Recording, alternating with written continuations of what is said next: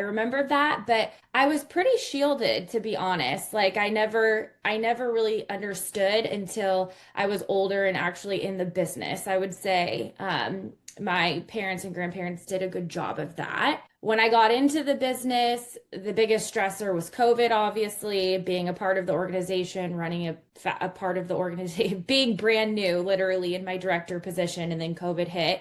But weirdly, that challenge ended up being an exciting one and a really good one for our organization. It was like the best year at that point to date that we had had. We had really shifted our business model to support our customers. So that would be my answer for sort of the stressful and challenging component and the memories. Something, in addition, one last thing is we also had a coach, my dad and I.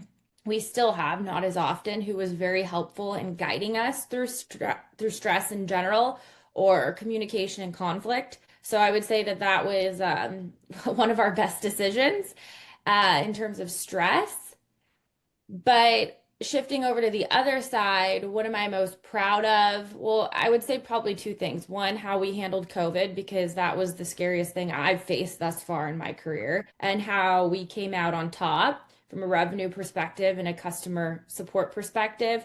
One of the big days that we had was when, God, was it Ford or GM? I think it was GM. GM. So they flipped their facility to start making medical equipment, and all of our product was used. And that's when the vice president, Pence at the time, was going through, and we actually had, he was exposed to us and our brand, and that was quite a success story for us. So that was surely a proud moment, but quite honestly, I think that the acquisition is one of my proudest moments, and I say that from both sides. Like it's a emotional, right, decision, obviously, happy and sad at the same time, I guess would be the best way of putting it. But I think if my grandfather was alive, sort of the backstory of the acquisition, I had sat down with my dad, interestingly enough, right before I was pregnant with my first child.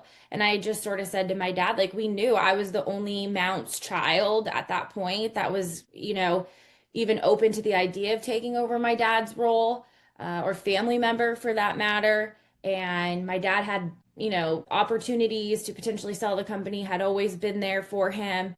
Of And course. we basically had this hard conversation where I just sort of said to him, it's tough for me because I am a woman and I'm in my childbearing years. And this is also my really big career development years.